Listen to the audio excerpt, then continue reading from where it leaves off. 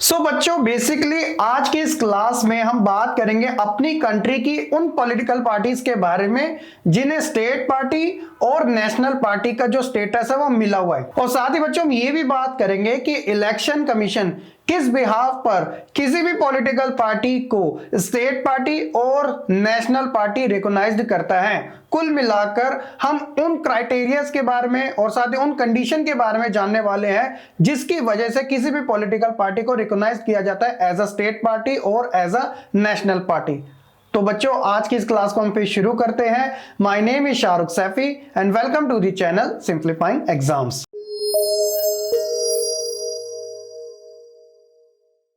बच्चों देखिए आज की क्लास काफी ज्यादा इंपॉर्टेंट है। वो इंपॉर्टेंट इस वजह से भी है क्योंकि आज के समय की जो करंट पॉलिटिक्स है ना उसके अंदर आपको इन पॉलिटिकल पार्टीज का जो रोल है वो काफी बड़े लेवल में देखने को मिलता है। सो दैट इज वाई बच्चों मैं आपके लिए सेपरेट तरीके से भी कुछ नेशनल पार्टी और कुछ स्टेट पार्टी के बारे में अलग से वीडियो भी प्रोवाइड कराऊंगा जिसमें मैं आपको उनकी हिस्ट्री और उनकी प्रेजेंट सिचुएशन के बारे में बताने वाला हूं। अगर बात कीजिए नेशनल पार्टी की तो आप अपनी स्क्रीन पर देख भी सकते हैं जिसमें मैं आम आदमी पार्टी, कांग्रेस पार्टी और बीजेपी भारतीय जनता पार्टी इसके बारे में मैं आपको अलग से भी वीडियो प्रोवाइड करवाने वाला हूं। ठीक है, तो शुरू करते हैं अपना मेन टॉपिक के साथ। तो सबसे पहले बात आएगी बच्चों स्टेट पार्टी की। तो किसी भी पार्टी को स्टेट पार्टी रिकॉग्नाइज करने के लिए क्या क्या क्राइटेरिया होता है, कौन कौन सी कंडीशन होती है जिसे वो फुलफिल करके किसी भी स्टेट की स्टेट पार्टी बन सकती है। तो देखिए conditions for recognised as a state party तो वो है टोटल 5 कंडीशन। अगर वो इनमें से कोई भी कंडीशन को फुलफिल करती है तो उसे स्टेट पार्टी रिकॉग्नाइज्ड कर लिया जाता है इलेक्शन कमीशन के थ्रू। तो कौन कौन सी है वो कंडीशंस? तो सबसे पहले देखिए बहुत इंपॉर्टेंट है, आप ध्यान से समझना कि secure at least 6% of the valid vote, यानी कि कम से कम 6% वोट तो उसे मिलना चाहिए and win at least 2 seats in assembly general election. तो उसे किसका दर्जा मिल जाएगा? स्टेट पार्टी का दर्जा मिल जाएगा। जैसे एग्जांपल की अगर हम बात करें बच्चों कि जैसे यूपी, तो यूपी के अंदर कोई एक पार्टी है, जैसे हम ले लेते हैं नाम बीजेपी का। तो अगर यूपी के अंदर बीजेपी को स्टेट पार्टी का दर्जा चाहिए तो उसे पहली कंडीशन कैसे फुलफिल करने पड़ेगी?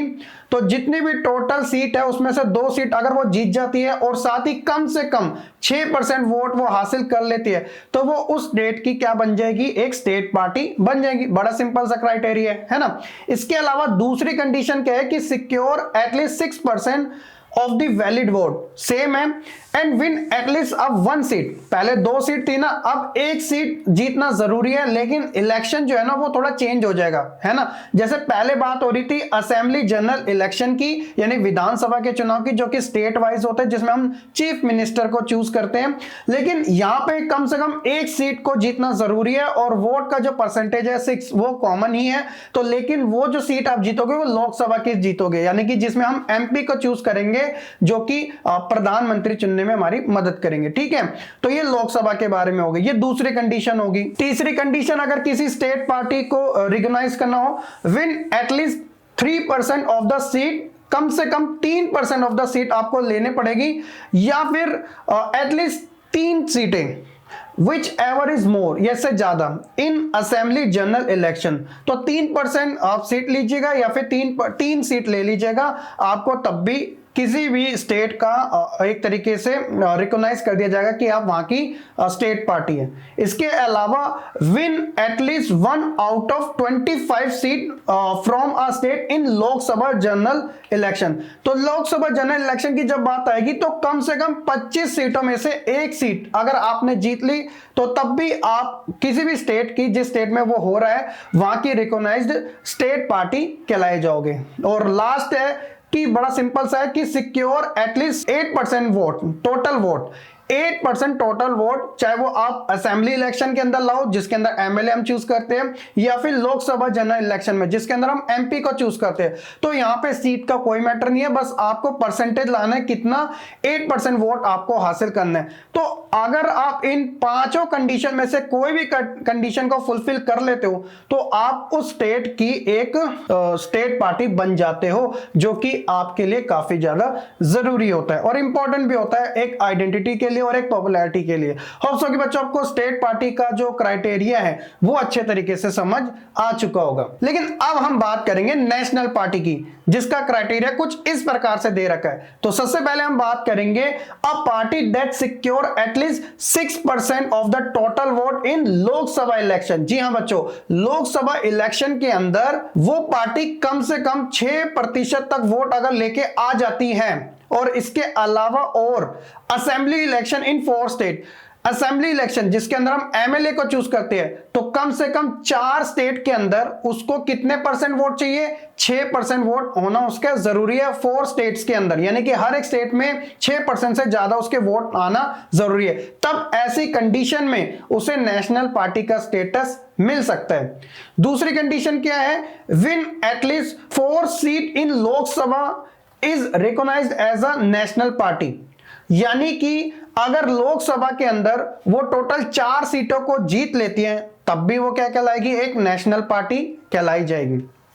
तीसरा है कि it win at least 2% seat in Lok Sabha and this member are elected from at least 3 separate state, यानी कि 2% उसके पास सीट होना जरूरी है और उसके जो मेंबर है, जिस भी पार्टी की वो नेशनल पार्टी को स्टेटस मिल रहा है, तो उस पार्टी के जो मेंबर है वो क्या होने चाहिए?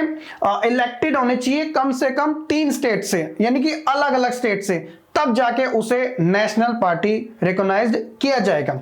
सो बच्चों, अगर हम प्रेजेंट टाइम की बात करें, अब से थोड़े समय टाइम पहले देश के अंदर टोटल 8 ऐसी पार्टी थी जिसे नेशनल पार्टी का दर्जा मिला था।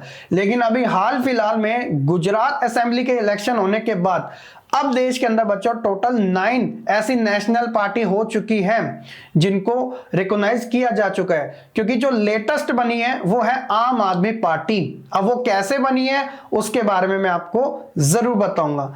तो देखिए बच्चों, आम आदमी का हम एग्जांपल लेते हैं, आपको नेशनल पार्टी पता चल जाएगी। तो देखिए, आम आदमी पार्टी दिल्ली के अंदर बैक टू बैक वो जीती है। 2020 के इलेक्शन में भी जीती थी और उससे पहले 2015 के इलेक्शन में भी, जो क्योंकि दिल्ली के अंदर असेंबली के इलेक्शन होते हैं। ठीक है, अगर हम दिल्ली की बात करें 2015 में, तो दिल्ली में आम आदमी पार्टी को टोटल 67 सीट मिली थी 70 में से, मतलब 3 सीटें ही वो हारी थी और टोटल 67 सीट जीती थी। उसके बाद 2020 में उसे टोटल 62 सीट मिली, वो भी कितने में से? 70 में से, यानी कि उसका परसेंट देखोगे कि मतलब उन्होंने सिर्फ 8 ही सीट गवाई और 62 सीटें जीत गई, फुल मेजोरिटी के साथ अपनी गवर्नमेंट बना ली। तो एक तरीके से दिल्ली में तो आप कह सकते हो कि फुल मेजोरिटी के साथ उनकी गवर्नमेंट है, तो दिल्ली एक कंसीडर कर लिया जाता है। इसके अलावा पंजाब में अभी हाल ही फिलहाल में इलेक्शन हुए थे, तो वहां पर भी उन्होंने 90 से प्लस सीटें वहां पे जीत ली, तो वहां पर तो उनकी सरकार बन गई। तो दिल्ली और पंजाब के अंदर आम आदमी की फुल मेजोरिटी के साथ गवर्नमेंट हैगी। तो हो गए यहाँ पे कितने? 2 स्टेट हम काउंट कर लेते हैं। ठीक है, हालांकि दिल्ली यूटी है बट उसे काउंट किया जाएगा। चलिए, अभी गोवा में भी इलेक्शन हुए थे 2022 में, ठीक है, स्टार्टिंग में हुए थे। तो गोवा के अंदर टोटल 40 सीटें, ठीक है, जिसमें से 3 ऐसी सीटें थी जो कि आम आदमी पार्टी जीती, लेकिन उनका वोट का जो परसेंट था ना वो 6% से ज्यादा था। तो 3 होगी यहाँ पे, मतलब 3 स्टेट हो गए। और चौथा जो स्टेट अभी हाल फिलहाल में गुजरात के अंदर इलेक्शन हुए थे, तो गुजरात में आम आदमी पार्टी को 6% से ज्यादा सीटें मिल गई।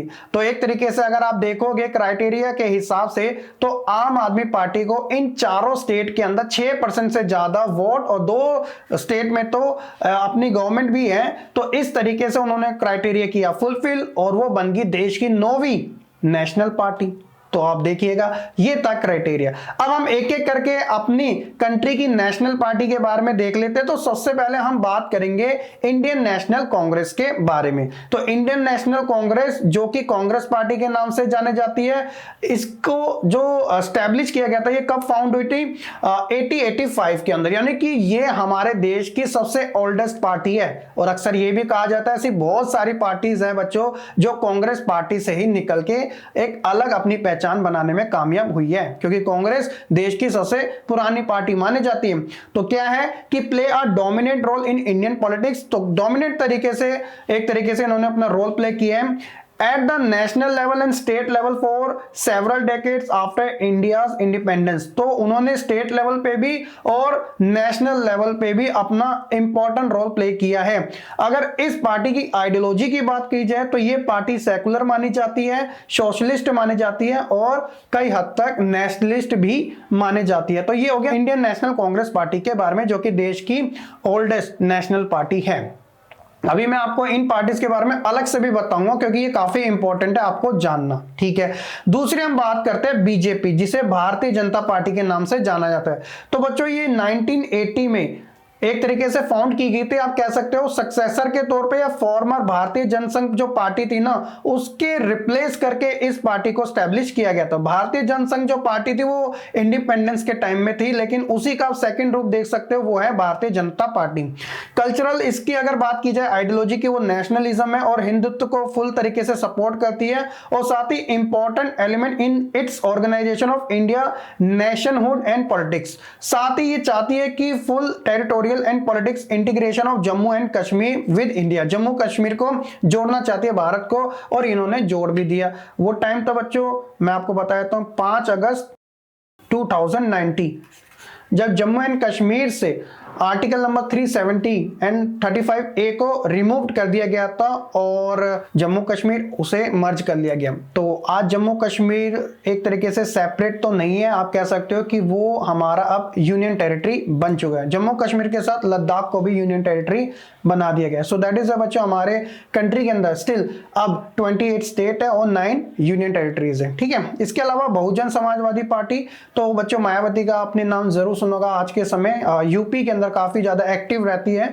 तो form in 1984 under the leadership of Kanshiram, तो कांशीराम के नेतृत्व में, उनकी लीडरशिप में बहुजन समाजवादी पार्टी स्टैब्लिश हुई थी। और साथ ही इस पार्टी के अगर आइडियोलॉजी को देखा जाए किसको ज्यादा सपोर्ट करती है, तो इसको बहुजन समाज कहते हैं, जिसके अंदर दलित, आदिवासी, ओबीसी एंड रिलीजियस माइनॉरिटी शामिल है। तो एक तरीके से आप कह सकते हो कि ये जो बीएसपी पार्टी है ना वो फुल सपोर्ट करती है दलित्स को, ठीक है। चलिए, तो ये होगी बहुजन समाज पार्टी। इसके अलावा हम बात करेंगे, ये भी अगर इंडियन नेशनल कांग्रेस के अलावा कोई ओल्डेस्ट पार्टी है तो वो है कम्युनिस्ट पार्टी ऑफ इंडिया, जो कि फॉर्म्ड हुई थी 1925 में। अगर इसको बात करें ये किसको सपोर्ट करती है, तो ये मार्क्सिज्म एंड लेनिज्म इसको सपोर्ट करती है, सेकुलरिज्म और डेमोक्रेसी को भी ये सपोर्ट करती है। लेकिन इसका ना एक तरीके से डिवाइडेशन हुआ था, इससे एक और पार्टी निकली थी, वो थी कम्युनिस्ट पार्टी ऑफ इंडिया, जिसे मार्क्सवादी के नाम से जाना जाता है, CPIM, ठीक है। तो अगर देखा जाए तो ये 1964 में फाउंड हुई थी और ये भी मार्क्सिज्म लेनिज्म के ऊपर बिलीव करती है। और सपोर्ट की बात की जाए तो ये सोशलिज्म, सेकुलरिज्म और डेमोक्रेसी इसको सपोर्ट करती है, लेकिन ये किसके अपोजिट है, यानी कि खिलाफ है, वो है इंपीरियलिज्म और कम्युनलिज्म, ठीक है। तो ये हो गया हमारी communist party of India M वाली, मार्क्सिस्ट वाली। इसके अलावा नेशनल कांग्रेस पार्टी, जो खुद कांग्रेस पार्टी से सेपरेट होकर निकली थी, आपने शरद पवार का नाम जरूर सुना होगा, 1999 में एक तरीके से स्टैब्लिश हुई थी। और अगर इस पार्टी की आइडियोलॉजी को देखो तो ये डेमोक्रेसी है, गांधीयन है, सेकुलरिज्म है, इक्विटी हो गया, सोशल जस्टिस एंड फेडरलिज्म, इसे सपोर्ट करती है। इसके अलावा all India Trinamool Congress TMC, जो कि खुद एक कांग्रेस पार्टी से निकले, आपने ममता बनर्जी का नाम सुना होगा, वेस्ट बंगाल की वो चीफ मिनिस्टर है, इकलौती फीमेल चीफ मिनिस्टर है पूरे इंडियन स्टेट के अंदर। तो ये 1988 में स्टैब्लिश हुई थी और इसे रिकॉग्नाइज्ड किया था नेशनल पार्टी, वो भी 2016 में। तो ये सेकुलरिज्म और फेडरलिज्म को सपोर्ट करती है और वेस्ट बंगाल में 2011 से अब तक स्टैब्लिश है। अगर देखा जाए इनकी प्रेजेंस सिर्फ वेस्ट बंगाल में नहीं है, बल्कि अरुणाचल प्रदेश, मणिपुर और त्रिपुरा में भी ये पार्टी देखने को मिलती है। इसके अलावा नेशनल पीपल पार्टी, जो अभी हाल फिलहाल में नेशनल पार्टी बनी है, तो ये 2012 में फाउंड हुई थी और साथ ही इसे नेशनल पार्टी 7 जून 2019 को किया गया था रिकॉग्नाइज। और ये फर्स्ट पॉलिटिकल पार्टी थी नॉर्थ ईस्टर्न इंडिया की। इसके अलावा इसका मेघालय में काफी अच्छा खासा पावर हमें देखने को मिलती है। तो ये हमारी नेशनल पार्टी होगी NPP। और लास्ट है बच्चों आम आदमी पार्टी, जो कि फाउंड हुई थी 2012 में और रिकॉग्नाइज की गई थी अभी हाल फिलहाल 2022 में गुजरात इलेक्शन के बाद ही। और इसकी अगर आइडियोलॉजी की बात करें तो वो है सोशलिज्म, सेकुलरिज्म, नेशनलिज्म, ह्यूमनिज्म और साथ ही मेजोरिटेरिज्म, तो ये इनकी आइडियोलॉजी इस सभी के ऊपर बेस्ड है। और अक्सर कहा जाता है आम आदमी पार्टी के बारे में कि इनका जो गवर्नेंस का जो मॉडल है वो काफी ज्यादा पॉजिटिव है, सोशल वेलफेयर से रिलेटेड ज्यादा होता है, जैसे स्कूल, कॉलेज, हॉस्पिटल, जो एक बेसिक फैसिलिटीज होते हैं ये लोगों को ज्यादा प्रोवाइड करवाती है। तो ये थे बच्चों हमारी स्टेट पार्टी और नेशनल पार्टी के बारे में। इसके अलावा हम कुछ स्टेट पार्टी के भी एग्जांपल ले लेते हैं ताकि आपके माइंड में ऐसा ना हो कि स्टेट पार्टी कौन सी है। तो देखिए हमारे देश में 9 पार्टी तो होगी नेशनल पार्टी, ठीक है। So most of the major party of the country are classified by the election commission as a state party. तो मैंने आपको क्राइटेरिया तो बता दिया था कि अगर किसी भी पार्टी को स्टेट पार्टी बनना है तो उसका क्राइटेरिया ये होगा, ठीक है। अब हमारे देश में आज के समय 52 से ज्यादा स्टेट पार्टी रिकॉग्नाइज्ड की गई है इलेक्शन कमीशन के थ्रू, जिसमें से कुछ ऐसी पार्टी जो काफी ज्यादा फेमस रहती है, जैसे अकाली दल बहुत टाइम से बच्चों एग्जिस्ट है पंजाब के अंदर, डीएमके ये भी बहुत ओल्डेस्ट पार्टी मानी जाती है, द्रविड़ मुन्नेत्र कड़गम इसका फुल फॉर्म है। इसके अलावा जम्मू एंड कश्मीर की नेशनल कॉन्फ्रेंस होगी और आरजेडी जो कि बिहार में लालू यादव जी की है। इसके अलावा शिवसेना, ठीक है, महाराष्ट्र के अंदर काफी ज्यादा एक्टिव है, हालांकि अभी कॉन्फ्लिक्ट हमें शिवसेना के साथ देखने को मिल रहा है, ठीक है। इसके अलावा जेडीयू नीतीश कुमार जो कि बिहार के मुख्यमंत्री हैं तो उन्हीं की पार्टी है जनता यूनाइटेड दल। इसके अलावा उत्तराखंड क्रांति पार्टी हो गया, इंडियन नेशनल लोक दल हो गया, उसके अलावा जनता दल सेकुलर कर्नाटका की, तेलंगाना राष्ट्र समिति, बीजू जनता दल जो कि one of the most famous party मानी जाती है उड़ीसा की, क्योंकि वहां के जो अभी के समय जो चीफ मिनिस्टर है नवीन पटनायक वो बैक टू बैक हर बार इलेक्शन जीतते हैं एमएलए का। इसके अलावा झारखंड मुक्ति मोर्चा, ठीक है, हेमंत सोरेन की पार्टी है ये और वो अभी वहां पे एग्जिस्ट भी कर रही है, यानी कि पावर में है। तो ये कुछ टॉप 12 पार्टीज है, हालांकि 50 से प्लस आपको देखने को मिलेगी। होप सो कि बच्चों आपको स्टेट पार्टी के बारे में भी काफी अच्छे तरीके से समझ आ चुका होगा। अगर इनके डिफरेंट की बात करें तो मैंने आपको बता ही दिया था कि प्रेजेंट इन सेवरल और all federal unit of the federation. तो जो नेशनल पार्टी होती है वो एक से ज्यादा स्टेट में ही ज्यादा देखने को मिलती है, क्योंकि वो नेशनल पार्टी है ना। अ party that secure at least 6% of total vote in Lok Sabha और असेंबली इलेक्शन इन 4 स्टेट। तो ये उनका क्राइटेरिया और भी है, जैसे हमने बताया था, win at least 4 seat in Lok Sabha, तो वो नेशनल पार्टी होती है। और स्टेट पार्टी की बात करें वो आपको 1 या 2 में ज्यादा में देखने को मिल जाएगी। Parties which are present in a few federal unit only, a party that secure at least 6% of total vote in an election to the legislative assembly of a state। और इसका क्राइटेरिया भी बताया गया, win at least 2 seat in legislative assembly of a state, तो वो recognise कर दी जाएगी किसी भी स्टेट की एक स्टेट पार्टी, ठीक है। तो ये उनका क्राइटेरिया है। होप सो कि बच्चों आपको सभी के बारे में अच्छे तरीके से पता चल चुका होगा। आप कमेंट करके अपनी फेवरेट पार्टी बता सकते हैं। बाकी याद रखना मैं आपको कांग्रेस के बारे में, भारतीय जनता पार्टी के बारे में और आज के समय जो पॉपुलर हो रही आम आदमी पार्टी के बारे में सेपरेट वीडियो प्रोवाइड कराऊंगा। और इसके अलावा कुछ टॉप 5 स्टेट पार्टी के बारे में भी अलग से बताऊंगा, जो कि इसी में था। टोटल 12 मैंने आपको बताई थी ना, उसमें से 5 मैं अलग से भी आपको बताऊंगा, क्योंकि आपके लिए वो अच्छे तरीके से आने वाले टाइम में भी काम जरूर आएगी, ठीक है। होप सो कि बच्चों आपको स्टेट पार्टी और नेशनल पार्टी का जो स्टेटस है किस तरीके से मिलता है, उनकी क्या क्या कंडीशन है, एलिजिबिलिटी क्राइटेरिया क्या है, वो अच्छे से अब समझ आ चुका होगा। तो वीडियो पसंद आई हो तो लाइक कमेंट शेयर करने के साथ चैनल को सब्सक्राइब करना बिल्कुल ना भूलेगा। बाकी हम मिलेंगे अपनी फिर एक नई वीडियो के साथ, तब तक के लिए सभी बच्चे खुश रहे, पढ़ते रहे और ऐसे ही आगे बढ़ते रहे।